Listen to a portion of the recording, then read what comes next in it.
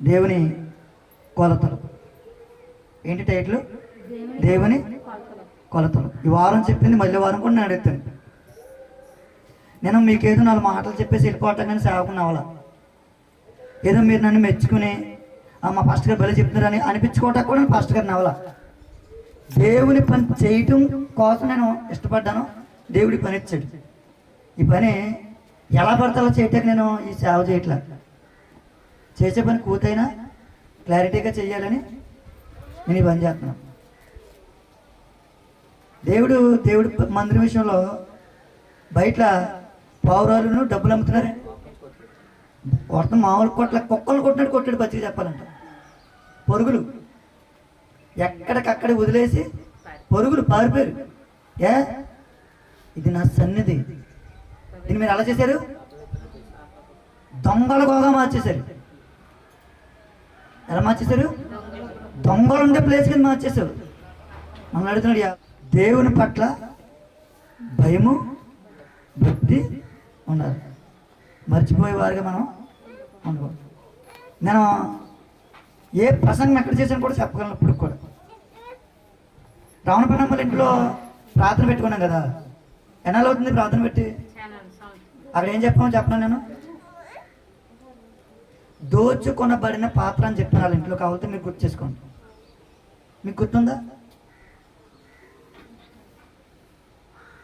ఒక సబ్జెక్ట్ చెప్పామంటే అది గుర్తుండాలి. సినిమా పేర్లు గుర్తుంటాయి. రామారావు సినిమా ఇప్పుడు వచ్చిందనుకో, అయ్య బాబా ఇది పలానా సినిమా రామారావు సినిమా అని చెప్పేస్తాం. కానీ దేవునిది టైటిల్ ఎందుకు చెప్పలేకపోతున్నాం అంటే అది ఏమో మైండ్లోకి వస్తుంది, ఇది మైండ్లోకి రావట్లా.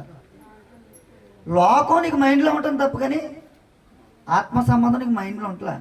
దేవుడు కూడా అంతే. ఆయన మైండ్లో ఉంచుకున్నాడనుకుంటే ఉంచుకుంటాడు, లేదంటే తీసాడు. కొట్టుపారేస్తాడు, పెద్ద పట్టించుకోడు. కాబట్టి మీరు ఎవరి పట్ల నిర్లక్ష్యంగా ఉండండి. మీరు ఎవరి పట్ల మీ ఇష్టం వచ్చినట్టు ఉండండి. అని దేవుడి పట్ల మాత్రం మీరు నిర్లక్ష్యంగా అనుకోండి. నిర్లక్ష్యంగా ఉంటే నాకు ఒరిగేదే ఉండదు. ఎవడు ద్రాక్షకాయలు తినను ఆడిపల్లె పులుసు.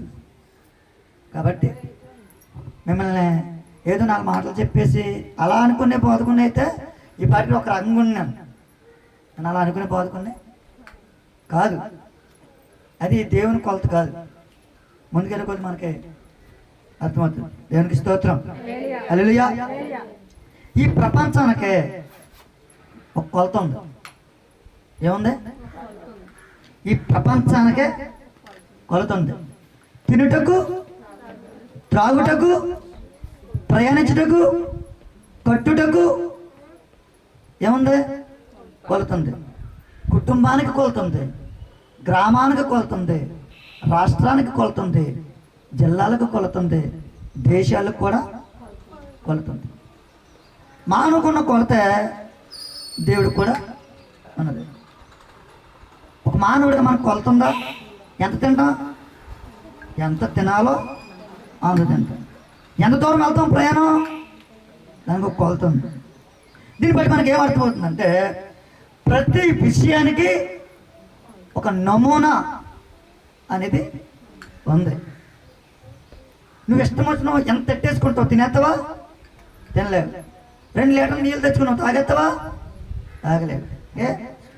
దేవుడికి ఒక కొలత ఉంది. కొలత లేకుండా ఈ సృష్టిలో ఏదీ లేదు. ఈ గృహం ఉంది, దీనికి ఒక కొలత ఉంది. ఒక గది ఉంది, దానికి ఒక కొలత ఉంది. చిన్న గదికి ఒక కొలత ఉంది, కిచెన్కి ఒక కొలత ఉంది. అలాగా కొన్ని కొలతలు ఉన్నాయి. దేవుడు కూడా ఒక కొలత, ఒక నమూనా దేవుడు మనకి ఇస్తున్నాడు. మనకంటూ ఒక కొలతలో నా పిల్లలు పెరగాలి. ఒక కొలత వాళ్ళకంటూ ఒక కొలత తెలియాలి. నాకు కొలత ఎంత ఇష్టమో నా పిల్లలకు తెలియాలి అని ఒక నమూనాను దేవుడు ఏర్పాటు చేశాడు. చూడండి, యెహెజ్కేలు గ్రంథము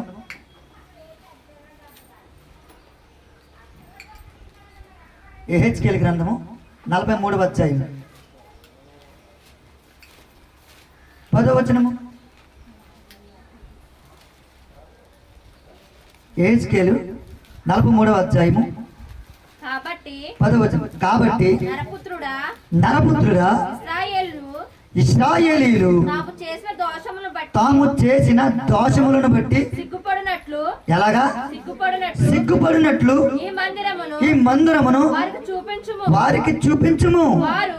వారు దాని వైఖరిని కనిపెట్టవలెను. నా వంక చూడండి ఏం చెప్తున్నాడు ఇక్కడ దేవుడు అంటే, నరపుత్రుడా ఇశ్రాయేలీయులు చేసినటువంటి దోషమును నువ్వు కనిపెట్టు. వారు చేసినటువంటి దోషమును బట్టి వాళ్ళు ఏమవ్వాలి? అలా సిగ్గుపడినట్లు. ఎలాగా? వాళ్ళు సిగ్గుపడినట్లు ఈ మందిరపు వైఖరి వారికి చూపింపము.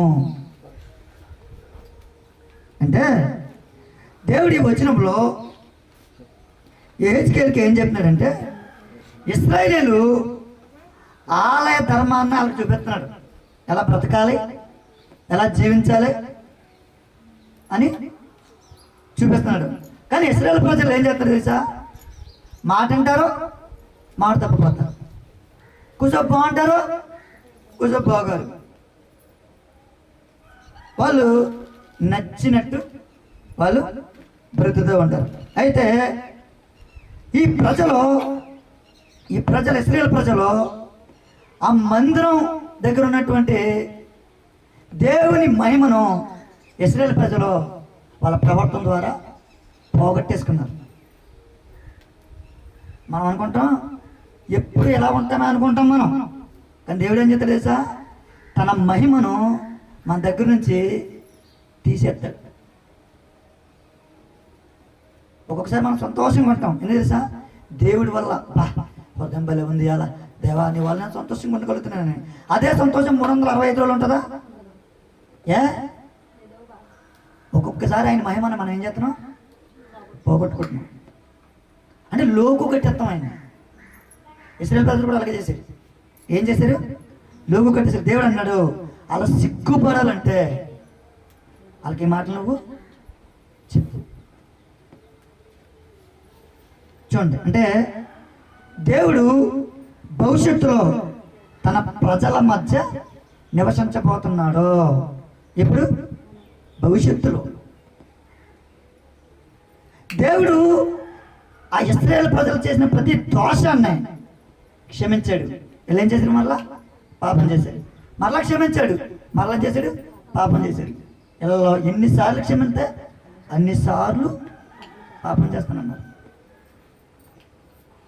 అయితే దేవుడు చెప్తున్నాడు ఈ ప్రజలకు చూపించే ఒక కొలత, నాకు ఒక కొలత ఉందని ఈ ప్రజలకు తెలియజేయ. కొలత మంచిదేనంటారా? కొలత ఉండాలా? ఉండాలి. ఇప్పుడు ఒక షర్టు కొనుక్కున్నాం మనం. ఆ షర్టు ఎంత అవుతుంది అంత కుట్టేమంటాం టైలర్ గారిని. ఏమంటాం మరి? సైజుని బట్టి కుట్టమంటాం. ఇప్పుడు కొలత అంటే ఏంటంటే ఎంత ఉంచాలో అంత ఉంచి కనమాదే తీసేయడం. కొలత దేనికి? ఎంత ఉండాలో అంత ఉంచి కనమాదే తీసేయటం, అదే కొలత.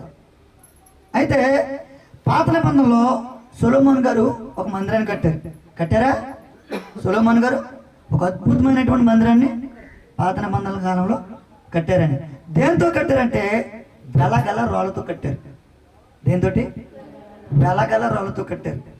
మంచి మంచి దేవదారు మానులు ఉపయోగించి ఖరీదైనటువంటి కలప, ఖరీదైనటువంటి రాళ్ళు, ఖరీదైనటువంటి బంగారం, ఖరీదైనటువంటి గోమేధిక, పచ్చ, నీలమానిపు రాయి, వెండి, ఇటువంటి అమూల్యమైనటువంటి కొన్ని వెలగల వస్తువులతో కానీ పరికరాలతో కానీ రాళ్ళతో కానీ ఆయనకు అద్భుత మందిరము ఆయన కట్టారు. సొలొమోను కట్టించినటువంటి మందిరం 586వ సంవత్సరంలో నెబుకద్నెజరు ఆధ్వర్యంలో బబులోనీయులు ఆ మందిరాన్ని పాడు చేశారు. ఎవరు? బబులోనీయులు ఆ యెరూషలేముని ఆక్రమించి ఆ మందిరాన్ని ఏం చేశారు? పాడు చేశారంటే ధ్వంసం చేశారు. అంటే మందిరం ఏమైపోయింది? పాడైపోయింది. మీరు జాగ్రత్త గుర్తుపెట్టుకోండి. సొలొమోను కట్టించిన మందిరం ఏమైపోయింది? మొట్టమొదటి మందిరం. ఆ మందిరం పడిపోయింది. రెండో మందిరము సొలొమోను కట్టించి పాడైపోయిన 70 సంవత్సరాల తర్వాత రెండో మందిరం కట్టబడింది. ఎన్ని సంవత్సరాల తర్వాత? 70 సంవత్సరాల తర్వాత రెండో మందిరం కట్టబడి, అదే ఆ పని పూర్తయింది. యేసుక్రీస్తు వారు ఉన్నటువంటి కాలంలో ఒక మందిరం ఉంది కదా, ఆ మందిరం ఈ మందిరం. దీన్ని ఏమంటారు? రెండవ మందిరం అంటారు. మొదటి మందిరం ఏమైంది? పాడైపోయింది. ఈ రెండో మందిరం యేసుక్రీస్తు కాలంలో కట్టబడింది. ఇది క్రీస్తు శకం 70లో. ఎప్పుడు? క్రీస్తు శకం 70లో ఈ మందిరము రోమీల చేత పాడైపోయింది. చూడండి, మత్తయి సువార్త 24:1 నుంచి చదవమ్మా. యేసు దేవాలయం నుండి బయలుదేరి వెలుచుండగా ఆయన శిష్యులు ఆ దేవాలయపు కట్టడములు ఆయనకు చూపించవచ్చని, అందుకైనా మీరు ఇవన్నీ చూచుచున్నారు కదా, రాతి మీద రాయి ఒకటైనను ఇక నిలిచి ఉండకుండా పడద్రోయబడినని మీతో నిశ్చయముగా చెప్పుచున్నానని వారితో నేను. యేసుక్రీస్తు ప్రభువారికి వాళ్ళ శిష్యులు చూపెడుతున్నారు, ప్రభా ఈ మందిరం చూసారా ఎంత అద్భుతంగా ఉందో, ఎంత ఖరీదైనటువంటి సామాగ్రితో ఈ మందిరాన్ని నిర్మించారో, ఇది అద్భుతమైనటువంటి మందిరం ప్రభా అని శిష్యులు యేసుక్రీస్తు ప్రభువారితో చెప్పారు. అప్పుడు యేసుక్రీస్తు ప్రభువారు ఏమన్నా తెలుసా? ఈ మందిరం రాతి మీద రాయ ఉండకుండా పడిపోయే దినాలు వస్తాయి. ఏంటంటే పడిపోయే దినాలు వస్తాయి అని చెప్పన్నారు. చెప్తే అడిగారు, ఇవి ఎప్పుడు జరుగును అని శిష్యులు అడిగారు. అలా చెప్పినటువంటి దేవుడు చెప్పాక 70 సంవత్సరాల తర్వాత ఆ ప్రవచనము నెరవేరింది. ఎలా నెరవేరిందంటే రోమీలు వచ్చి ఆ మందిరాన్ని పాడు చేశారు, మందిరాన్ని తగలబెట్టేశారు. తగలబెట్టి రాయికి ఉన్నటువంటి మధ్యలో ఉన్నటువంటి బంగారాన్ని రోమీలు ఎత్తుకెళ్ళిపోయారు. ఇప్పుడు ఏమైంది? రాయి మీద రాయ ఒలిచేశారు. ఒలిచుకుని బంగారం మట్టిపోయారు. ఇప్పుడు దేవుడు చెప్పిన ప్రవచనం ఏమైంది? రాయ మీద రాయ ఉండని రోజులు వస్తానని కదా. ఆ 70 సంవత్సరాల తర్వాత ఆ మందిరం ఏమైపోయింది? ఇక్కడికి ఎన్ని మందిరాలేని? 2 మందిరాలు. ఇందాక హెచ్కేల్ గారికి చెప్పారు కదా, దేవుడు మందిరం కట్టు, ఎలా సిగ్గుపడినట్లు మందిరం కట్టాను కదా. ఆ మందిరము ఈ మందిరమే. 2 మందిరాలు పాడైపోయాయి. దేవుడు ఒక నిర్ణయం తీసుకున్నారు. ఏమని? రాళ్ళుతో కట్టిన మందిరాలు ఏమైపోతున్నాయి? ధ్వంసం అయిపోతున్నాయి. అది వెలగల రారైనా, టేకు చెక్కైనా, దేవదారు రానైనా, అది వెండైనా, అది బంగారమైనా, అది వజ్రమైనా, అది ఏ ఖరీదైనదైనా సరే అది ఏమైపోతుంది? పాడైపోతుంది.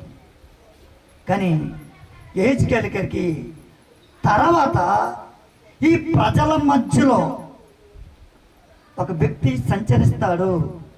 ప్రజల మధ్యలోకి వస్తారని ఏ వ్యక్తి కోసమైతే చెప్పారో ఆ వ్యక్తి యేసుక్రీస్తు ప్రభువారు మన దగ్గరికి వచ్చి ఒక మందిరాన్ని కట్టాలని ఆయన ఆలోచన చేసుకున్నారు. చూడండి, ఆ మందిరం ఏంటో చూద్దాం. ఎఫ్ఎస్సీలకు రాసిన పత్రిక, ఎఫ్ఎస్సీ పత్రిక 2వ అధ్యాయము 19వ వచనం. 19 నుండి చదవండి.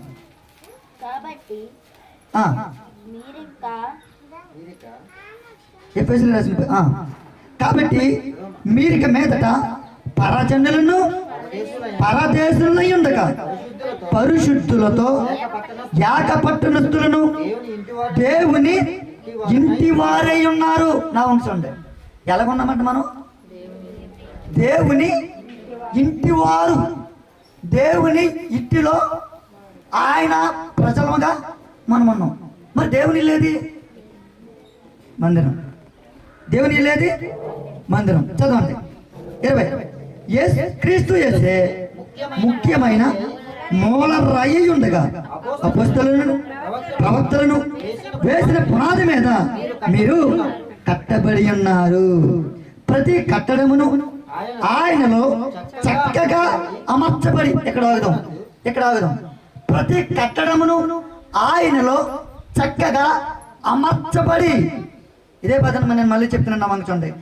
ప్రతి కట్టడమును ఆయనలో చక్కగా అమర్చబడి. ఇప్పుడు పాత మందిరం మందిరం కట్టారు కదా, ఇటుక మీద ఇటుకి, రాయి మీద రాయి. గోడ పెరగాలంటే ఏం చేయాలి? ఇటుక మీద ఇటుకి, రాయి మీద రాయి, అలా పేర్చుకుంటూ వస్తున్న గోడ అవుద్ది.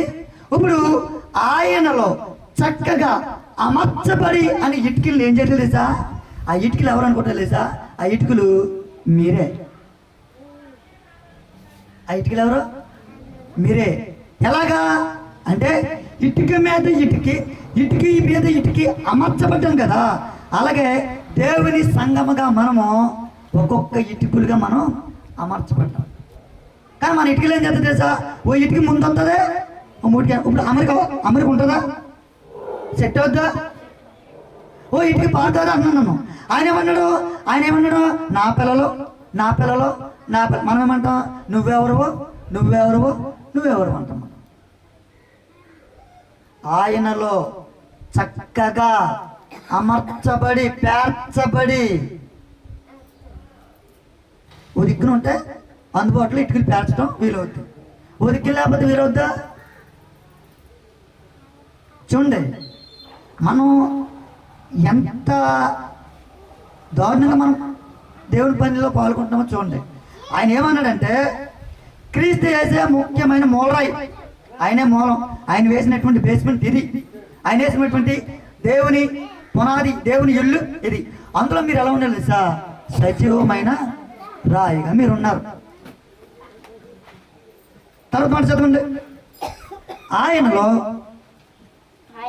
చక్కగా అమర్చబడి ప్రభువునందు పరిశుద్ధమైన దేవాలయమగుటకు వృద్ధి పొందు. దేవాలయం మీరే. పరిశుద్ధమైన దేవాలయము మీరే. దేవుని ఆలయం, మీరే దేవుని మందిరం, మీరే సజీవమైన రాయి. సజీవమైన రాయి అంటే తెలుసండి, ఈ ఇటుక మాట్లాడుతుంది, ఈ ఇటుక పాట పాడుతుంది, ఈ ఇటుక ఆరాధన చేస్తుంది, ఈ ఇటుక మోకరేస్తుంది, ఈ ఇటుక దేవుని మాటల హృదయంలో భద్రపరుచుకుంటుంది. మనలో చాలా మందిరాలు కూల్చేశారు ఈ రాష్ట్రాలు, జిల్లాలు, దేశాలు. ఆరాధన ఆగిందా?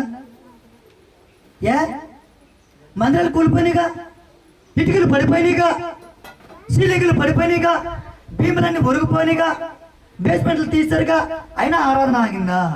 ఎందుకు తెలుసా? ఆయనలో మనం ఎలా ఉన్నాం? చక్కగా అమర్చబడి ఉన్నాం. దేవునికి స్తోత్రం, హల్లెలూయా. చూడండి, పేతురు రాసిన మొదటి పత్రిక 2వ అధ్యాయం 5వ వచనము. పేతురు గారికి రాసిన మొదటి పత్రిక 2వ అధ్యాయం 5వ వచనం చదవమ్మా. యేసుక్రీస్తు ద్వారా దేవునికి అనుకూలమగు ఆత్మ సంబంధమైన బలులను అర్పించుటకు పరిశుద్ధ యాజకులుగా ఉన్నట్లు మీరును సజీవమైన రాళ్ల వలె నుండి ఆత్మ సంబంధమైన మందిరముగా కట్టబడుచున్నారు. చాలు. ఏమంట?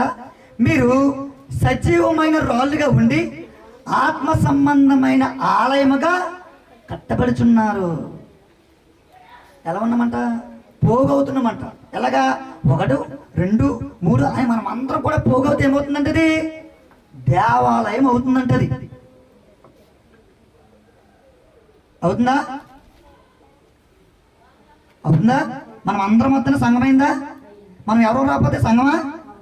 మనం ఎక్కడుంటే అక్కడే సంఘం, మనం ఎక్కడ కూడుకుంటే అక్కడే సంఘం. చెట్టు కింద కూర్చుంటే చెట్టు కింద సంఘం అవుతుంది. కొండ పైన యేసుక్రీస్తు ప్రసంగం చేశారు సంఘం. కానీ సజీవమైన రాళ్ళుగా మనం ఎలా ఉండాలి? దేవునికి ఉపయోగపడాలి. ఈ రాయ దేవునికి ఉపయోగపడేలా ఉండాలి. మనం దేవుని పని నిర్లక్ష్యంగా చేసేవారి వల్ల మనం అందరూ ఒకటవుతూనే అందరూ దేవుడు ప్రసంగ గ్రంథంలో మాట చెప్తాడు, 3 పేటల తాడు త్వరగా తెగిపోదు కదా. ఒక పాడు తేడైతే ఏమవుద్ది? ఇప్పుడు పొట్లం కడతాడు, కౌంట్ అయినా పొట్లం కట్టి అలా ఎలా అని అలా తెంపుతాడు. అదే 3 తాళ్ళు తెంపగలరా? మరి దేవుడు ఏం చెప్పి తెలుసా, ఒక్కడైతే బలహీనమైపోతాడు, కానీ మీరు అందరూ కూడా కలిసి ఉన్నారనుకో ఒక మందిరంగా మీరు ఉంటారు. అది నేను కోరుకునే, మీ దగ్గర నుంచి కోరుకునే కొలత. మరి మనం ఏం చేయాలి? మనకు కొలత ఉండాలి. దేవుడికి కొలత ఉంది, కొలత పెట్టుకున్నాడు కదైనా, మనకు కూడా కొలత ఉండాలా? ఏంటో కొలత? ప్రారంభ ప్రార్థన ఎన్ని గంటలకి? 10:30, కనీసం 10:30 కనుకుంటే కనీసం 11 గంటలకి. మనం ఎన్ని గంటలకు వస్తున్నాం? 12 గంటలు కూడా వచ్చేవాళ్ళం. అంటే కొలత దాడుతున్నామో దాటలేదు. మిమ్మల్ని బాధపెట్టాలని కాదు, కొలత మనం దాడుతున్నామా దాడతలేదని చెప్తున్నాను నేను. అంటే మన లోపం ఉందా లేదా? సరి చేసుకుంటాను ప్రభా. ఎన్ని వారాలు పడుతుంది సరి చేసుకోవటానికి? మీరు ఆలోచించేయండి. ఈ ప్రశ్నలకు జవాబులు మీకు వదిలేసాను. మీరు దేవుని కొలతలో ఉన్నారో, కొలతలు దాడుతున్నారో. ఒకవేళ నేను కొలతలు దాడుతున్నాను అనుకో, నేను సరి చేసుకుంటాను. ఒకవేళ మీరు కొలతారు అనుకో, దేవుడు మీకు సరి చేసుకునే అవకాశం ఇస్తున్నారు. సరి చేసుకునే అవకాశం మనకి ఇచ్చినప్పుడు మనం ఏం చేయాలి? సరి చేసుకోవాలి. చూడండి, తిమోతికి రాసిన మొదటి పత్రిక 3:15 అయినను మేము ఆలస్యము చేసిన ఎడల దేవుని మందిరములో అనగా జీవము గల దేవుని సంఘములో జనులు ఎలాగూ ప్రవర్తించబడునో అది నీకు తెలియవలనని ఈ సంగతులు నీకు రాయుచున్నాను. ఆ సంఘము సత్యమునకు స్తంభమును ఆధారమునై ఉన్నది. ఏ సంఘము? చూడండి, జీవము గల దేవుని సంఘములో ప్రజలు ఎలా ఉండాలో, ఎలా బ్రతకాలో, ఎలా ప్రవర్తించాలో, ఎలా కూర్చోవాలో, ఎలా పాట పాడాలో, ఎలా స్తుతించాలో, ఎలా మహింపరచాలో, ఎలా ఆరాధించాలో, ఎలా వినాలో, ఎలా గుర్తుపెట్టుకోవాలో, జీవము కలిగిన దేవుని సంఘములో జనులు ఎలా ఉండాలో అది నీకు ఈ సంగతులు వాళ్ళకి చెప్ప నీకు రాస్తున్నాను. అది చెప్పాలకే. ఎలా కూర్చోవాలో చెప్పు, ఎలా తలపై ముసుగేసుకోవాలో చెప్పు, ఎలా వస్త్రదండ ఉండాలో చెప్పు, ఎలా వినాలో చెప్పు, ఎలా పాడాలో చెప్పు, ఎలా స్తుతించాలో చెప్పు, ఎలా మహింపరచాలో చెప్పు. ఎందుకు తెలుసా? అది సత్యమునకు స్తంభం.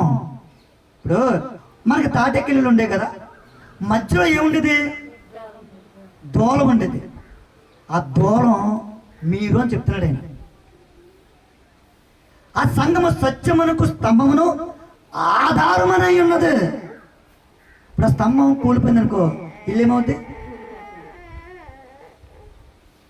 దేవుని సంఘం. ఏ సంఘం అంటే? జీవము గల దేవుని సంఘము. అది సత్యమునకు స్తంభము, నిజానికే ఆధారం అని చెప్తున్నాడు దేవుడు. ఎంత జాగ్రత్తగా ఉండాలి మనం. ఈ ఆధారం ఏదైనా ఒరిగితే మన భక్తి చేతో, మన నిర్లక్ష్యం చేతో, మన ప్రవర్తన చేతో మనం కొంచెం అది అలా బెసుకుంది అనుకో, నష్టం పెద్దదే కాదు. ఈ సంఘం కోసమే యేసుక్రీస్తు ప్రాణం పెట్టారు. ఆ సంఘం కోసమే మీరు నిర్లక్ష్యంగా ఉన్నారంటే మనం ఎంత భక్తి చేసినా ఉపయోగం ఏముందా? వండుకునేది తింటాకేనా? అది చిముడిపోతే ఉపయోగం ఉంటుందా? అని దేవుడు చెప్తున్నాడు. అసలు భక్తి చేసేదే దేవుని సంతోషపెట్టాలని కదా. మనం ఎంత ప్రాగులాడి ఆయన సొంత లక్షణాలకు అంగీకరించి ఆయన మయంపరిచి మన కుటుంబంలో, మనలో, మన ఆర్థిక ఇబ్బందుల్లో, ఏదైనా సమస్యలో దేవా నాకు సహాయం చేయండి అని అడుగుతాం. ఎందుకు అడుగుతాం? హక్కుదారులం కాబట్టి, వారసులం కాబట్టి. మరి అటువంటి దేవుడి పట్ల మనమే నిర్లక్ష్యంగా ఉంటే దేవుడు నిర్లక్ష్యంగా ఉంటాడా? ఉండడు. అంటే దేవుడి ఇచ్చిన కొలత మనం ఏం చేసాం? దాటమా? అంటే ఒక కూరగాయలు వ్యాపారం చేసేవాడికి కాట ఎంత ప్రాముఖ్యమో దేవునికి కొలత కూడా అంతే ప్రాముఖ్యం. దేవుని పరిచర్యకు కూడా ఒక కొలత ఉంది. దేవునికి ఈ కొలత దేవునికి మహిమ తెస్తుంది. ఏం తెస్తుంది? మహిమ తెస్తుంది. దేవుని పరిచర్య ధర్మం జరగటానికి ఒక కొలత ఉంది. పరిచర్య ధర్మం జరగడానికి ఏముంది? కొలత ఉంది. ద్వితీయోపదేశకాండము 25వ అధ్యాయము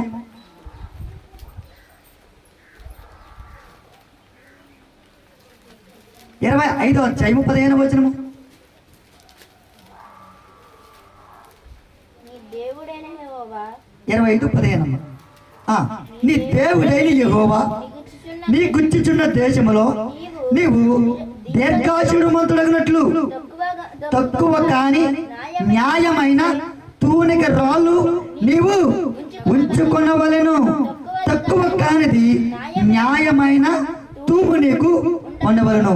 అలాగు చేయని ప్రతి వాడును, అనగా అన్యాయము చేయు ప్రతి వాడును నీ దేవుడైన యెహోవాకు హేయుడు.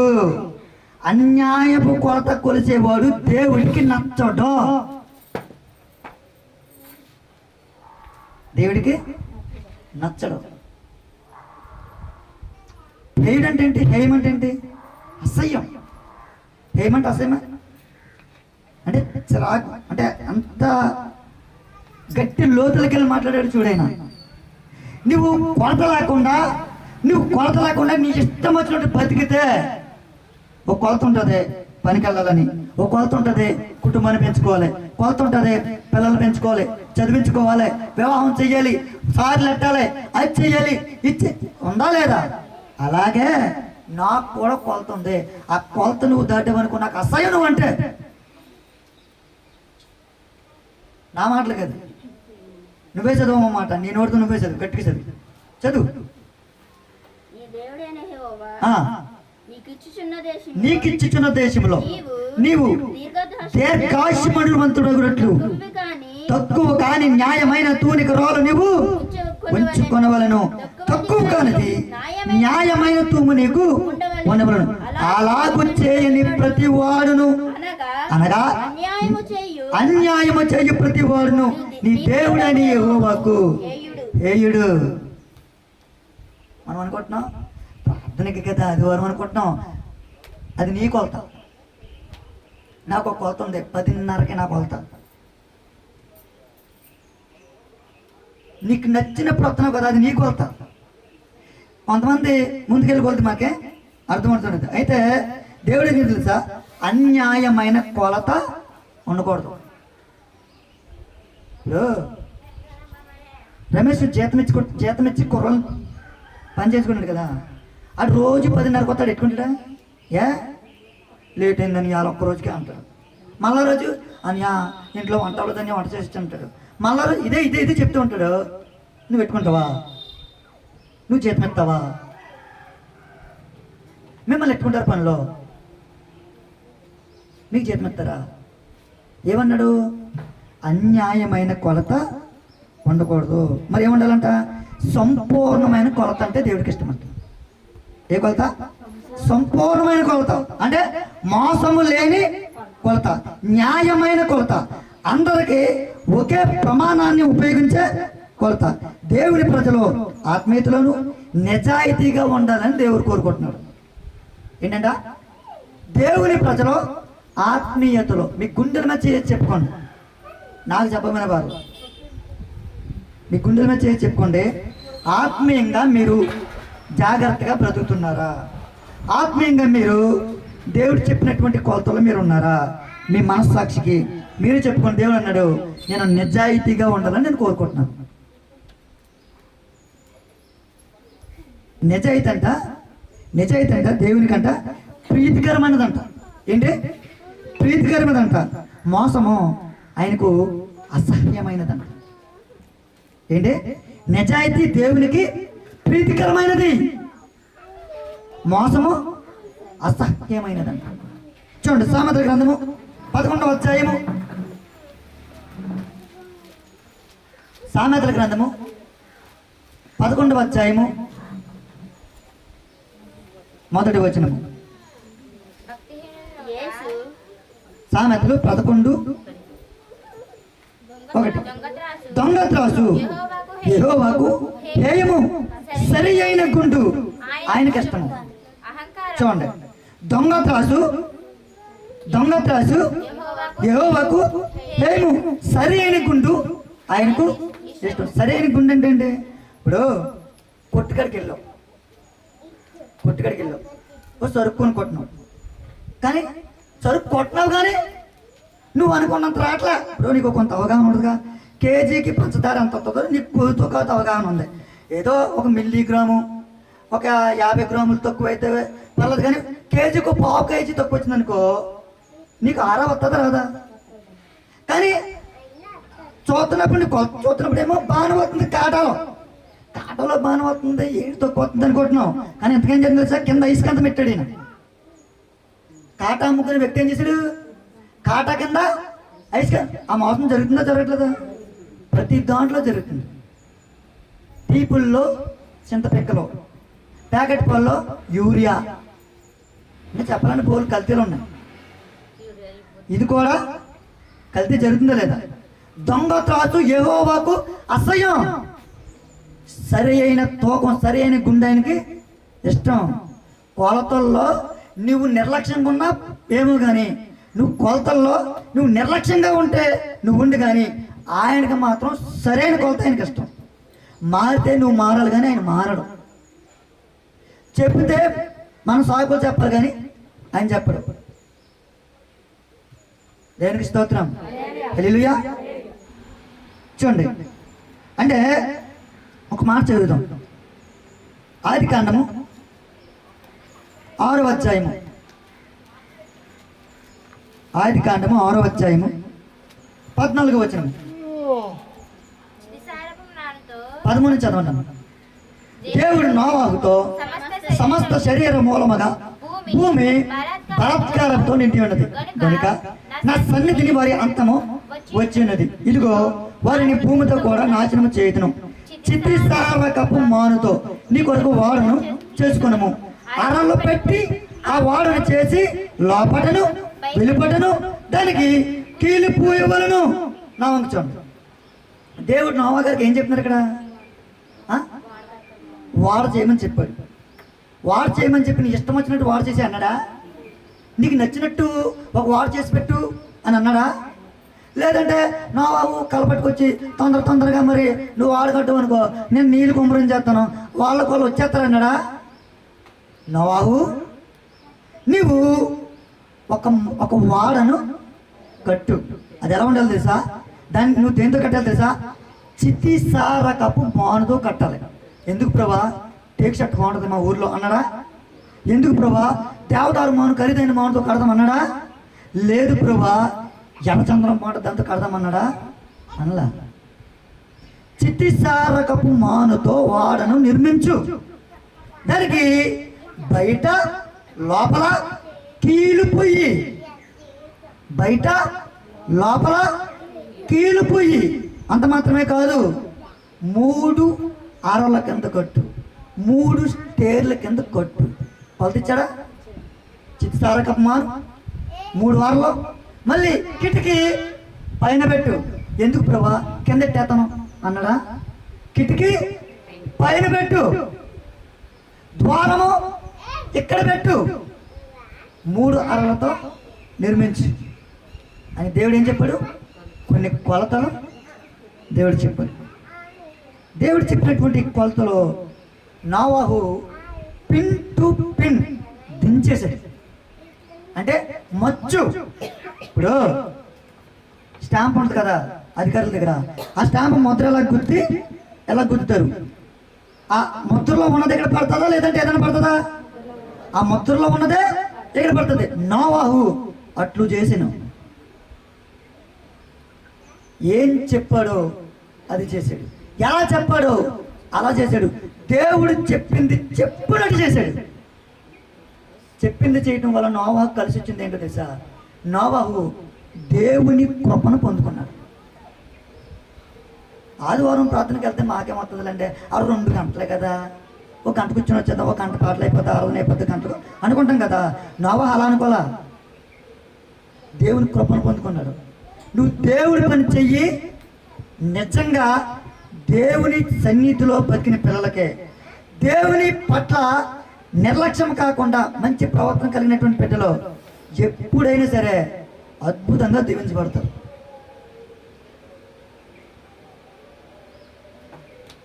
నోవాహు జలప్రలయం ద్వారా అందరూ చచ్చిపోయి బతికారా? మరి నోవాహు బతికున్నాడు. అందరూ కుటుంబాలు ఏమైపోయినాయి? నాశనం అయిపోయింది. కానీ నోవాహు కుటుంబం క్షేమంగా ఉంది. ప్రపంచం తలకిందులైపోయినా దేవుని సేవ నువ్వు గర్వించమంటే నువ్వు కూడా క్షేమంగా ఉంటావు. అక్కడికి వచ్చింది, వరద వచ్చిందమ్మా, గాలి తుఫాను వచ్చిందా? భారీ తుఫాను వచ్చింది. కింద నుంచి నీళ్ళు వచ్చేస్తున్నాయి, పైనుంచి నీళ్ళు వచ్చేస్తున్నాయి, సముద్రంలో నీళ్ళు వచ్చేస్తున్నాయి, గోదావరిలో నీళ్ళు వచ్చేస్తున్నాయి, పిల్లకాలలో నీళ్ళు కూడా కలిసిపోయి ఒకటైపోయినాయి. అయినా సరే నోవాహు కుటుంబం ఎలా ఉంది? క్షేమంగా ఉంది. ఎందుకు తెలుసా? నోవాహు దేవుడు చెప్పింది చేశాడు. దేవుని కృపను నోవాహు పొందుకున్నాడు. నువ్వు కూడా పొందుకుంటావు. ఏం చేస్తావు? దేవుని కృప నువ్వు కూడా పొందుకుంటావు. చూడండి, నిర్గమకాండము 25వ అధ్యాయము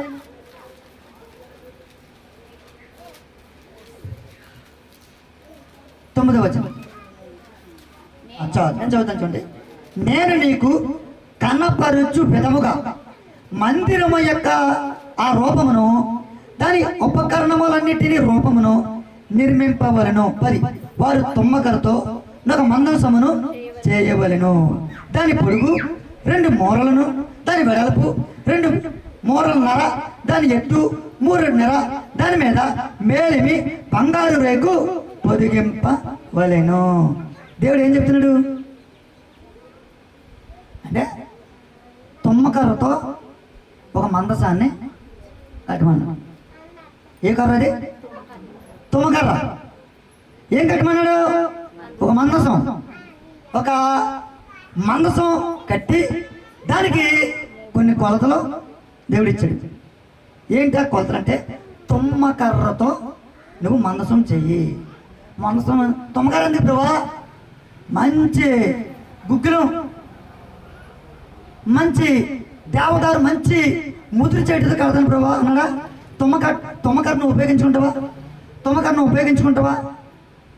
విలువైందా తుమ్మకర్ర? అది ఎలా ఉంటుంది? ముళ్ళులతో ఉంటుంది.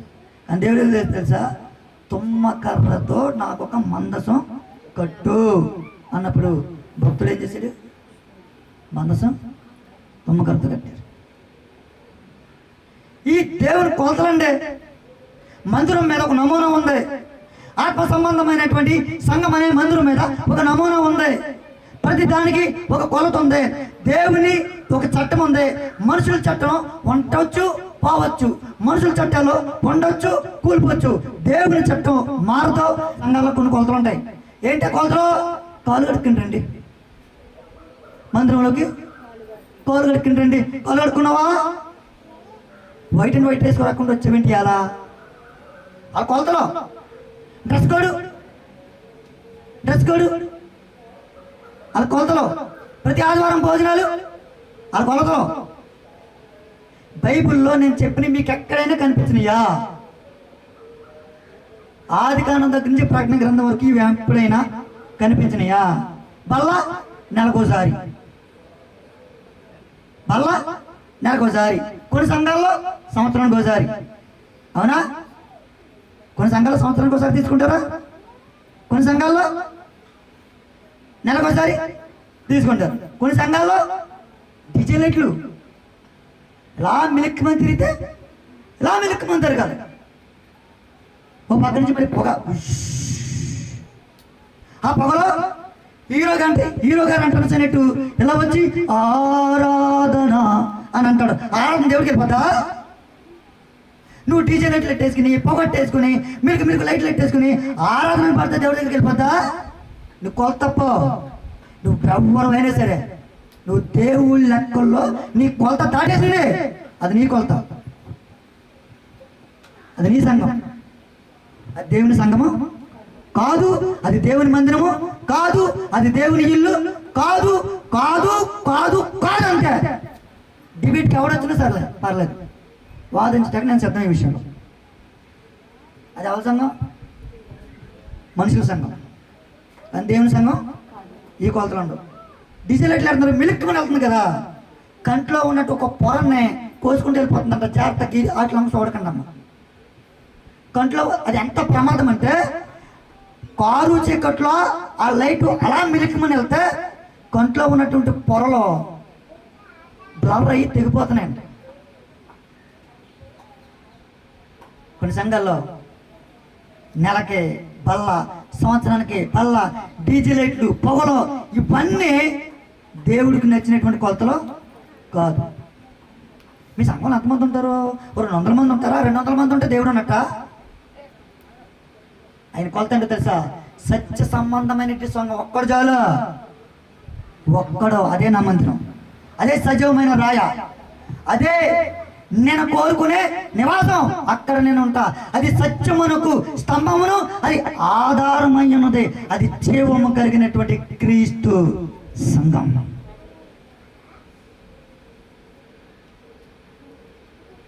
ప్రకటన గ్రంథం 1వ అధ్యాయం 10వ వచనము.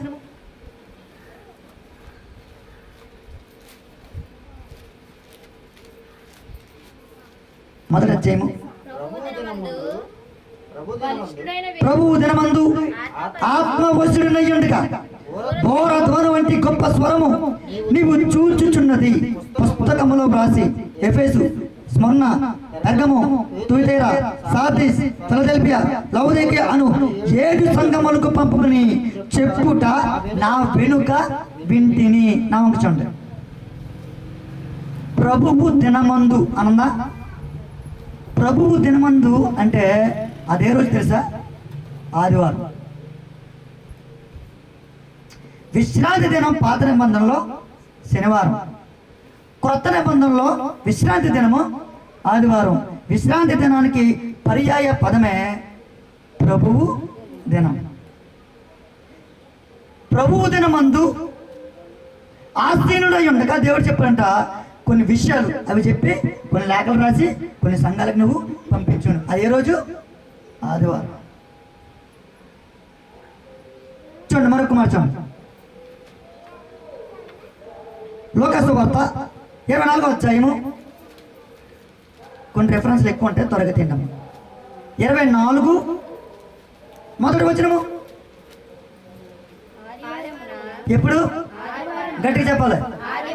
ఆదివారమున తెల్లవారుచుండగా ఆ స్త్రీలు తాము సిద్ధపరిచిన సుగంధ ద్రవ్యమును తీసుకుని సమాధి యొద్దకు వచ్చి సమాధి మందిరపు ఉండిన రాయి దొర్లింపబడి ఉండుట చూచి లోపలికి వెళ్ళిరు. కానీ ప్రభు అయిన యేసు దేహము వారికి కనబడలేదు. నా వంక చూడండి. ఏ రోజు? ఆదివారము. ఎక్కడికి వెళ్ళారు? సమాధి దగ్గరికి వెళ్ళారు. ఎందుకు వెళ్ళారు? యేసుక్రీస్తు వారి శవానికి సుగంధ ద్రవ్యాలు రాయాలని, స్మెల్ రాకుండా బాడీకి రాద్దామని వెళ్ళారు. వెళ్తే అక్కడ బాడీ లేదు. ఏమయ్యాడు? తిరిగి లేచాడు. దేవునికి స్తోత్రం. హల్లెలూయా. ఏ రోజు లేచాడు? ఆదివారం. ప్రభువు దినం అంటే ఏ రోజు? ఆదివారం. దేవుడు మాట్లాడింది భక్తుడు ఏ రోజు? ఆదివారం. మీతో మాట్లాడేది కూడా ఆదివారం. ఏ రోజు లేచాడు? ఆదివారం. మరొక మాట చూడండి. అపోస్తల కార్యాలు 2వ అధ్యాయము. అపోస్తల కార్యములు 2వ అధ్యాయము మొదటి నుండి.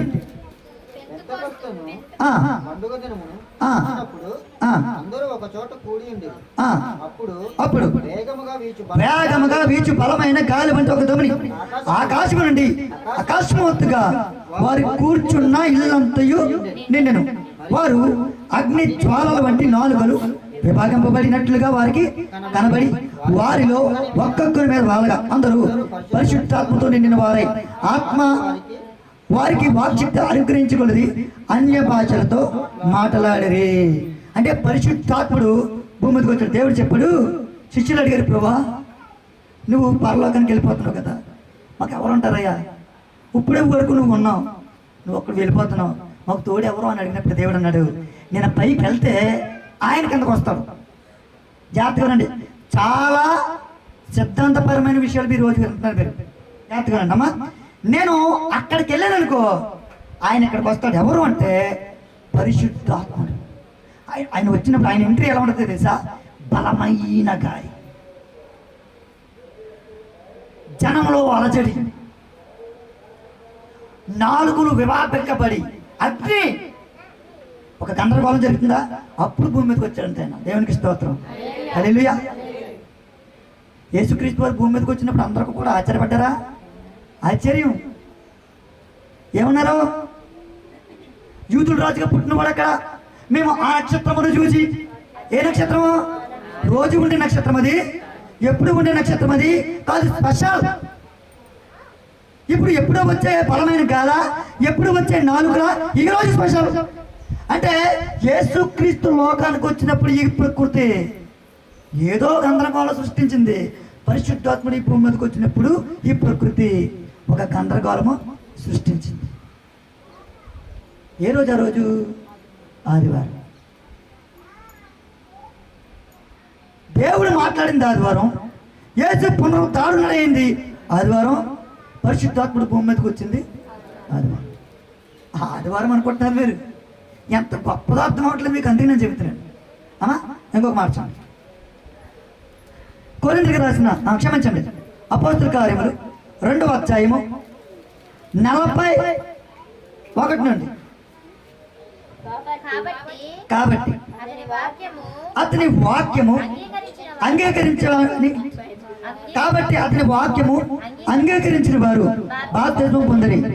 అదే మందు ఇంచుమించు 3,000 మంది చేర్చబడి, వీరు అపోస్తలుల బోధ యందును, సహవాసమందును, రొట్టె విరుచుట యందును, ప్రార్థన చేయడం యందును ఎడతెగక ఉండిరి.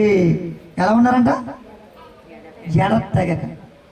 అంటే ఆ రోజు పరిశుద్ధాత్ముడు భూమి మీదకి వచ్చారు కదా, పేతురు గారు ప్రసంగం చేశారు కదా, మీరు సిలువేసినటువంటి ఈ యేసునే దేవుడు ప్రభువు గారు, క్రీస్తు గారు అంగీకరించాడు అన్నప్పుడు, అవునా?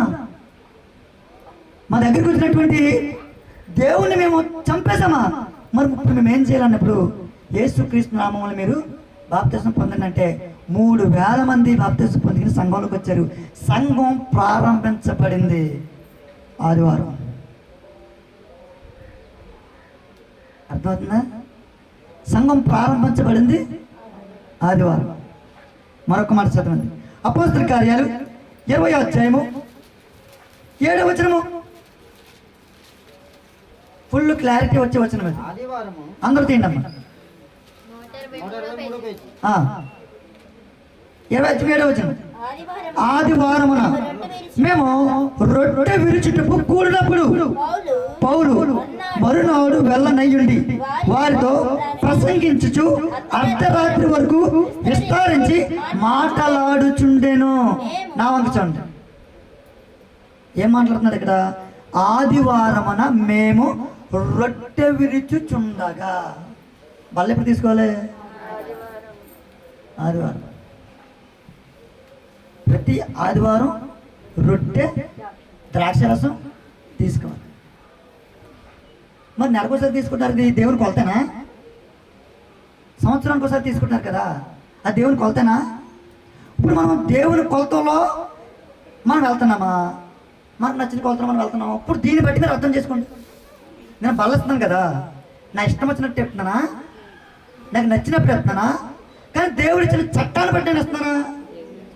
దేవుడిచ్చిన చట్టాన్ని ఉల్లంఘించకుండా, నా అడుగు జారకుండా, నేను తొట్టుల్లో పోకుండా, నాకు నచ్చింది చేయకుండా, నా ప్రభువుకు నచ్చినటువంటి ప్రీతికరమైనటువంటి స్వార్థ పరిచర్య నేను జరిగించేటట్టుకు నా వంతుగా నేను కృషి చేస్తున్నాను.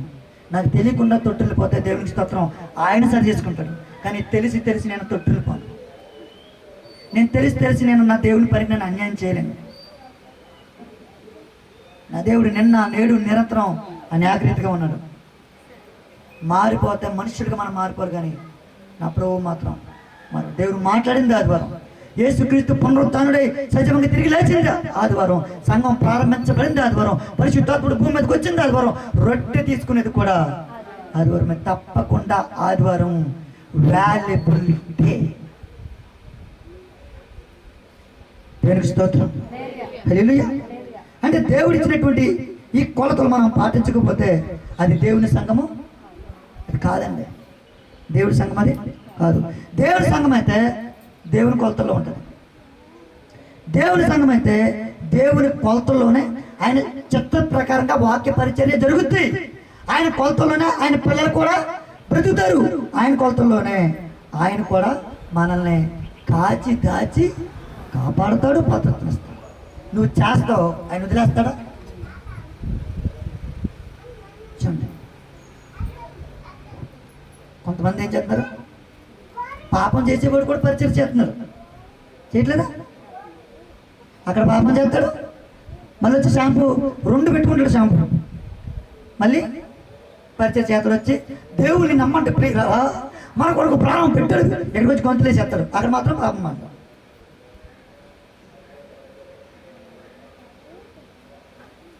దేవుని పనిది. చెయ్యాలంటే బోల్ చేయొచ్చు, పాపం చేయాలంటే అమెరికా వెళ్ళక్కర్లా, ఆ కట్టొస్తే పాపం చేయొచ్చు. కానీ అమెరికాలో ఉన్న నా దేవుడు నేను చూస్తాడో, ఆ గడ్డు వచ్చిన నేను చూస్తాడు అన్న సంగతి మనం ఏం చేయాలి? గుర్తు పెట్టుకోవాలి. నిర్గమకాండము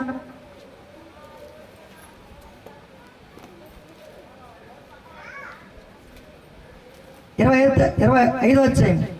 వారు తుమ్మకరతో ఒక మందసము చేయవలెను. దాని పొడుగు 2 మూరల, దాని వెడల్పు 3.5 దాని ఎత్తు 3.5 నర. అవునా? 3.5 ఎందుకు? 2 మూరలు అట్టొచ్చుగా. 2 మూరలు నర ఎందుకు? రౌండ్గా ఉంటుంది. ఒక 5 మూరలు అట్టొచ్చుగా. చెక్కలేదా? కలపలేదా? పనిచేసేవాళ్ళు లేడా? ఏంటా కొలత? ఇంకొకటి నా వంచుంటే ఇంపార్ట్ వాల్యుబుల్ మాట మీరు వింటున్నారు. అరాని ఎందుకు సంబోధించాలి? ఎందుకు నొక్కి చెప్పాలి? అదే మాట మరి మరి మరి ఎందుకు చెప్పాలి అనేది నా ప్రశ్న. ఏంటంట? అర. దేవుని మందసంలో ఏముంటాయి మీకు తెలుసా? 10 ఆజ్ఞలు గల పలకలు, ఆరోను కర్ర, ఇంకా మన్నా. ఇశ్రాయేలు ప్రజలకి కురిపించినట్టు మన్నా ఉంది కదా, అది మన్నా. అమ్మా మీకు విషయం చెప్తాను, మనం ఎవరమో గొప్పవారు కాదు, మనకేం తెలియదు, మనం తెలుసుకుంటున్నాం. అర్థమైందా? మీరు ఏ భీతి చెందగలద్దు. మీకు తెలియ చెప్పడం ఒక చావడిగా నా వంతు. అమ్మా జాగ్రత్తగా మీరు అనండి. మనసంలో ఏమంటాయి? ఇప్పుడు చెప్పండి. మనసంలో ఏమంటాయి? 10 ఆజ్ఞలు గల పలకలు. ఇప్పుడు మీకు ఐడియా వచ్చింది కదా. సరే, అయితే ఈ 3 ఎందుకు ఉంటారు అందులో అంటే ఆయన మాట చెప్పాడు హెబ్రీ పత్రికలో 9వ అధ్యాయం 4వ వచనం. హెబ్రీ పత్రిక 9వ అధ్యాయము 4వ వచనం. అందులో సువర్ణ ధూపార్తియు అంతటను బంగారు రేకులతో తాపబడిన నిబంధన మందసమును ఉండెను. ఆ మందసములో మన్నా గల బంగారు పాతయు చిగురించిన ఆరోణ కర్రయు నిబంధన పలకలను ఉండెను. ఆయన మందసములో ఉన్నటువంటి విషయాలు ఆయన చెప్తున్నాడు. మందసములో ఉన్నటువంటి 10 ఆజ్ఞలు గల పలకం ఏమన్నాయి? 10 ఆజ్ఞలు గల పలకలు. ఇప్పుడు దేవుడు 10 ఆజ్ఞలు మనకి ఇచ్చాడు. నామకి చూడండి, అందులో ఒక ఆజ్ఞ కోసం మీకు చెప్తాను.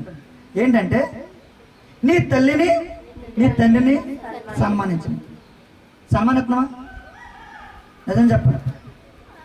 సన్మానించట్లేదు అంటే ఆయన ఆజ్ఞని మనం దాటేసాం. అంటే ఆయన ఇచ్చినటువంటి ధర్మశాస్త్రం మనం ఏం చేసాం? నెరవేర్చలేకపోయాం, అంటే పాటించలేకపోతున్నాం. ఇంకో ఆజ్ఞ చెప్తాను, దొంగలించకూడదు. సింపుల్ ఆజ్ఞ కూడా చెప్తాను, దొంగలించకూడదు. ఇప్పుడు మనం దొంగతనం చేసి దేవుని ఆజ్ఞలను మనం ఏం చేసాం? అతిక్రమించాం, అంటే చేయలేకపోతున్నాం. ధర్మశాస్త్రం ప్రకారంగా మనం జీవించలేకపోతున్నాం. ధర్మశాస్త్ర ప్రకారంగా మనం జీవించలేకపోతే మనం ఎవరము? పాపులము. ఎవరమా? పాపులము. అంటే ఇప్పుడు ధర్మశాస్త్రము పాటించలేనంత కఠినమైందా? కాదు, పాటించవచ్చు, కానీ మనం పాటించలేకపోతున్నాం. అందుకు దేవుడు ఏం తెలుసా? ధర్మశాస్త్రాన్ని ఆయన నెరవేర్చి చూపించాడు. ధర్మశాస్త్ర ప్రకారంగా ఆయన ధర్మశాస్త్రం ఏం చెప్పాడు పోత ఇందాక చెప్పాను కదా మీకు, మచ్చుకు మచ్చు. ఇందాక స్టాంపు ఎక్కడ గుద్ది ఇక్కడ గుద్ది చదివేస్తారు కదా. యేసుక్రీస్తు వారు ధర్మశాస్త్రంలో చెప్పింది చెప్పినట్టు చేసి ధర్మశాస్త్రం నెరవేర్చాడని దేవునికి స్తోత్రం. అంటే మనం చేయలేంది ఆయన చేసి చూపించాడు, మనం పాటించలేంది ఆయన పాటించాడు. ఎందుకు తెలుసా? మందసం అంటే ఎవరు తెలుసా? మన యేసుక్రీస్తు వారు. బంగారం ఉండి అయినా ఆ మందసములో ఏముంది? 10 ఆజ్ఞలు గల పలకలు అంటే ధర్మశాస్త్రం ఉంది. ధర్మశాస్త్రం ఆయనలో ఉంది. అందుకని తెలుసా, నాలో పాపం ఉందని మీలో ఎవరు చూపించగలరు? ఆయన నెరవేర్చాడు. శిలువుడు అని చెప్పిన మాట ఏంటి తెలుసా? తండ్రి నా ఆత్మను నీ చేతికి అప్పగించుకుంటున్నాను, సమాప్తమైంది. పూర్తిగా చేశాడు. మనం చేయలేంది ఆయన చేశాడు. అందుకు ఆయన పరిశుద్ధుడు కాబట్టి మనం చేయలేనటువంటి, మనం జయించలేనటువంటి ఆ పాపాన్ని జయించేలా తన దయా సంకల్పము చొప్పున నెరవేర్చుటకు ఆయన పిల్లలుగా మనల్ని ఎన్నుకునడం. అదండి సంఘం అంటేనా? సంఘానికి ఉన్నటువంటి ప్రాముఖ్యం అది. అంటే ధర్మశాస్త్ర ప్రకారంగా మనిషి బ్రతకలేకపోయాడు. ధర్మశాస్త్ర ప్రకారంగా ప్రతి మానవుడు పాపే, కానీ పశ్చాత్తాపడి ప్రభా నేను జయించలేకపోతున్నాను అని పశ్చాత్తాపడి అడిగితే దేవుడు ఏం చేస్తాడు? కనికరం చూపిస్తాడు, క్షమిస్తాడు. అంటే క్షమిస్తాడు కదని చెప్పి రోజు కూడా చేసి సాయంత్రం క్షమించమని అడగండి అమ్మాయి. నేను ఆ విధంగా చెప్పలేదు. మనకు ఏముండాలి? పశ్చాత్తాపం ఉండాలి. చూడండి కీర్తనల గ్రంథము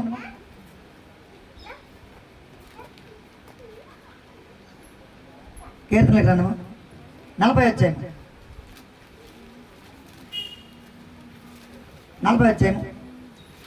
8వ వచనం. నా దేవా నా దేవా నీ చిత్తము నెరవేర్చుట నాకు సంతోషము. నీ ధర్మశాస్త్రము నా ఆంతర్యములో ఉన్నది. ఎక్కడ ఉందంట? ధర్మశాస్త్రం ఎక్కడ ఉందంట? ఆంతర్యం అంటే హృదయములో భద్రపరచబడి ఉన్నది. ఏంటది? ధర్మశాస్త్రం. దేవునికి స్తోత్రం. హల్లెలూయా. దేవుడు చెప్పాడు ఒక కొలత, మనసానికి చెప్పాడు ఒక కొలత. అర అర అర. ఏంటది? అర అర అర. అర అంటే ఏంటి? సగం అంటే ఏంటి? అర అర అంటే 1ని 2గా చేయటం, 1ని 2గా చేయటం. అంటే దేవుడు ఈ భూమి మీదకి వచ్చింది అరే. దేవుడు ఈ భూమి మీదకి వచ్చింది అరే, సగమే. సగం కాబట్టే ఇలా ఉన్నాం.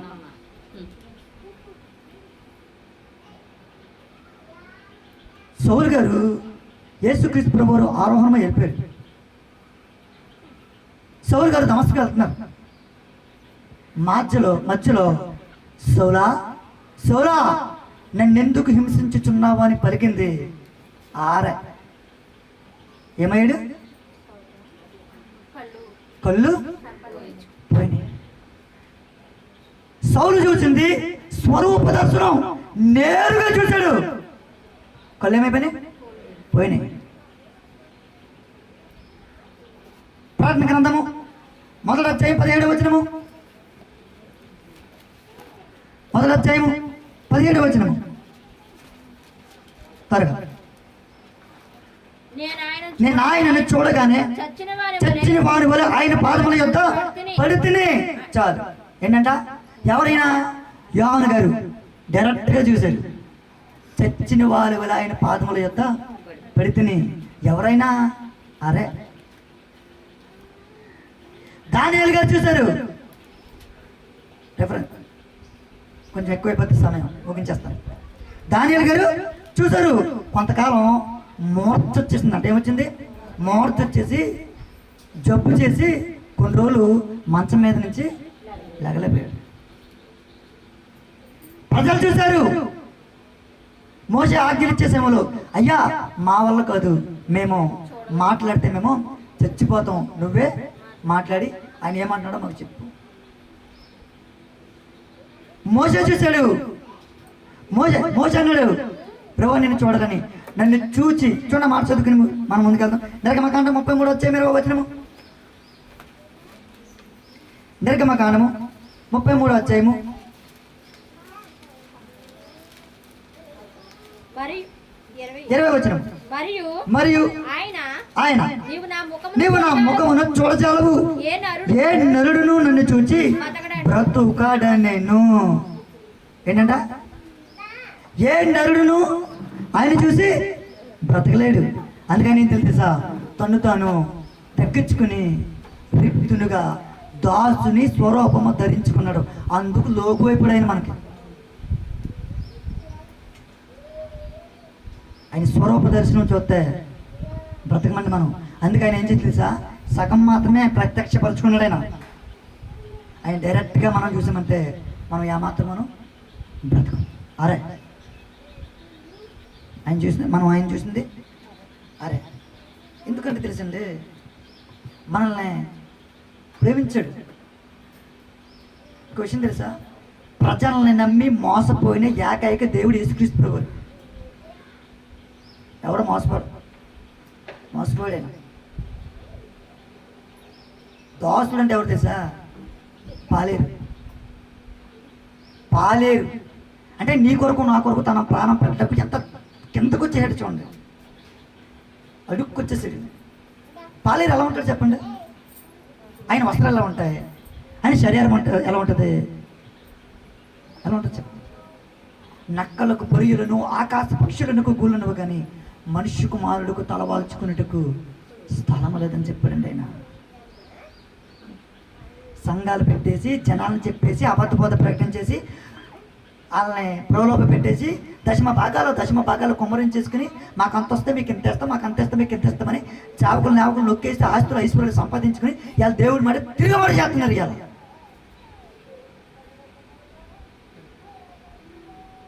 అది దేవుడికి నచ్చిన కొలతేమే కాదు. అసలు దేవుని సంఘానికి ఏం పేరు ఉండాలంట? నాకు తెలియగలుగుతున్నాను. మీ ఇంటికి ఎవరి పేరు ఉంటుంది? ఇప్పుడు మీ ఇంటికి రావణపన్నమ్మ ఇల్లు ఉంది, వాళ్ళ ఇంటికి రావణపన్నమ్మ పేరు ఆడతావా అమ్మా నువ్వు? గౌరీ మీ ఇల్లు ఒకవేళ నువ్వు ఇల్లు కట్టుకుని ఒక దేవుని స్తోత్రం ఒక రోజు కట్టుకుంటావు. ఒకవేళ నువ్వు ఇల్లు కట్టుకుంటే నా పేరు ఆడతావా? ఇల్లు ఎవరిదే? ఈ ఇల్లు ఎవరిదే? ఇందాక ఎఫ్ఎస్సి పత్రిక చదువుకున్నాము కదా, చక్కగా అమర్చబడిన ఆ ఇల్లు మనమే. దానికి మూలం ఎవరు? యేసుక్రీస్తు. ఆయనే మూలరాయి అని. ఆ ఇల్లు ఎవరిదే? ఆ సంఘం ఎవరిదే? ఆ సంఘానికి పేరు ఎవరిదని అడుగుతున్నాను నేను. మన సంఘం పేరేంటమ్మా? గట్టిగా చెప్పాలి. ఈ సంఘము మన కొరకు ప్రాణం పెట్టినటువంటి మన ప్రభుది. ఈ సంఘము ప్రభుదే. స్లాప్ వేసేస్తామన్నారు మొన్న, పేరు మార్చుకుంటావని.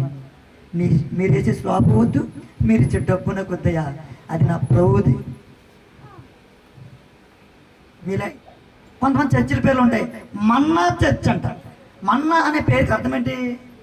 ఏమిటిది అని అర్థం. చర్చి పేరు ఏమిటిది అని రాయించుకోవచ్చు కదా. మన్నా అనే పదానికి మూల పదం ఏంటి? ఏమిటిది. మరి మన్నా చర్చ్ ఉంది, ఏమిటిది చర్చది?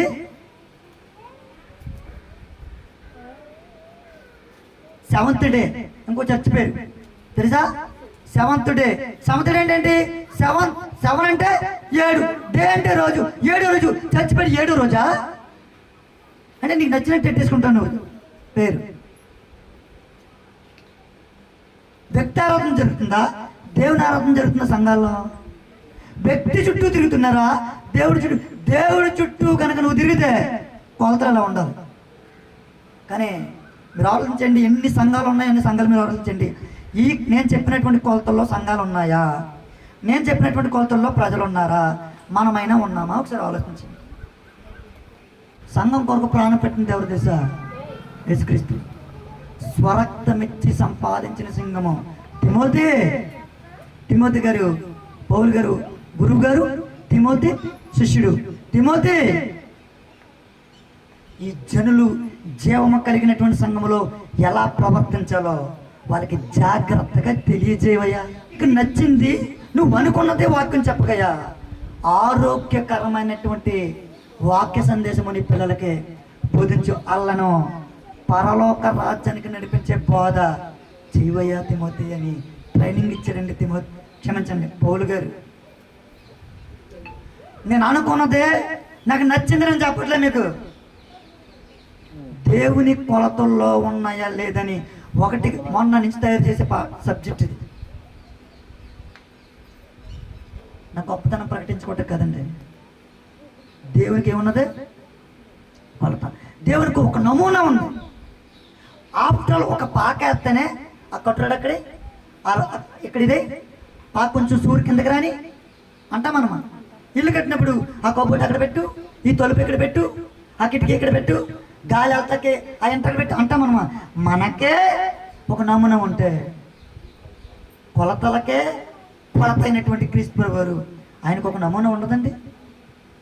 ఆయనకు ఒక కొలత ఉండదా? ఆయనకు ఒక ఆలోచన ఉందా? ఆయనకు ఒక ఉద్దేశం ఉండదా? ఎలా ఎలా వెళ్ళిపోయినది సంఘం అంటే కుదరదండి.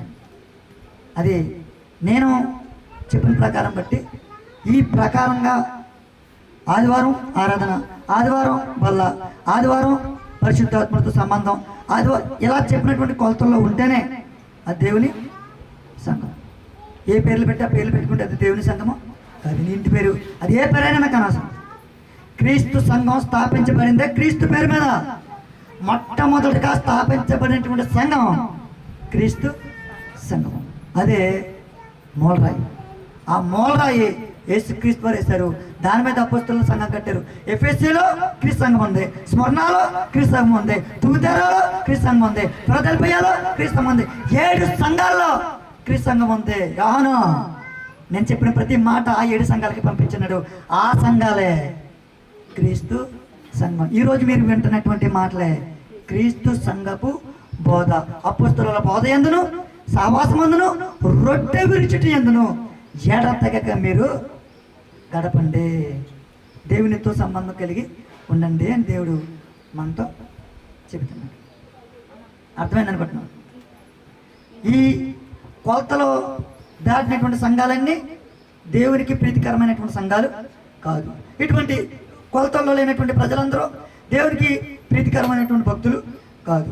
నేను చెబుతున్నాను, ఉన్నంతలో నమ్మకంగా ఉండండి. దేవుడు మన మీద నెత్తి మీద ఏమో పొరిమెట్ల. జాగ్రత్తగా ఉండండి, జాగ్రత్తగా బతకండి, నాతో సంబంధం కలిగి ఉండి మీరు బాగుంటారు, మీ కుటుంబాలు బాగుంటాయి. మీకు కావాల్సిన మీరు అడగక్కర్లా, అడుగు వాటికంటేను ఊహించే వాటికంటేను అత్యధికమైన మేలు చేస్తా. నేను చెప్పినట్టు నువ్వు బ్రతుకు, నీకేం కావాలో నేను చూస్తా. నేను చెప్పిన కొలతలో నువ్వు ఉండు, నీకేం ఇవ్వాలో అది ఇస్తా. దేవుని పిల్లలు తలగా ఉంటారు తప్ప కానీ తోక ఉండరు. ఎప్పుడో తెలుసా? దేవుని చిత్త ప్రకారమైనటువంటి కొలతల్లో ఉంటేనే. మిమ్మల్ని భయపెట్టడానికి చెప్పానా, సత్యాన్ని చెప్పానా? ఈరోజు నేను ప్రిపేర్ అయినటువంటి సందేశం ఏంటి తెలుసా? కోపము పాపమా అని. కానీ సాతానుగా ఒక మంచి సందేశం విన్నామని నేను అనుకుంటున్నాను. దేవుడు ఈరోజు నాతో మాట్లాడాలని వాళ్ళు చేతి ఎత్తగలరా? ఈరోజు దేవుడు నాకు కొన్ని హెచ్చరికలు ఇచ్చాడు. నన్ను నేను సరి చేసుకుంటాను. నేను ఇప్పటివరకు కొన్ని కొలతలు దాటాను. దాటడం పొరపాటు కాదు. నేను అంటున్నాను, మనం జయించలేకపోవచ్చు కానీ క్షమాపణ ఉంది. మరలా చేసిన తప్పే మరలా చేయొద్దు. ఈరోజు సరి చేసుకోండి. మరొక వారం దేవుడిని మహింపడతాం, ఘనపడతాం. ఆయన నన్ను మన నెత్తి మీద ఊరేగిద్దాం. అటు కృపతన్యత దేవుడు మనకు అనుగ్రహించును గాక. అని చిన్న ప్రార్థన. స్తోత్రముల తండ్రి, వందనాలు. ఇప్పటి వరకు మాతో మాట్లాడేవు తండ్రి, నీకు స్తోత్రం. అమూల్యమైనటువంటి సందేశం ద్వారా మాకు కొన్ని కొలతలు ఇచ్చే ప్రభు, ఆ కొలతలకు ఏమాత్రం మేము దాటిపోకుండా మిమ్మల్ని స్తుతించే గొప్ప భాగ్యం అనుగ్రహించి, ఆ కొలతలను మేము జీవించే గొప్ప భాగ్యం అనుగ్రహించమని, ఇప్పుడు చిన్న బిడ్డలందరూ కూడా దీవించమని యేసు నామమున ప్రార్థన చేయుచున్నాము తండ్రి. ఆమేన్. అందరికీ వందనాలు. దేవుడు మిమ్మల్ని దీవించును గాక. ఆమేన్.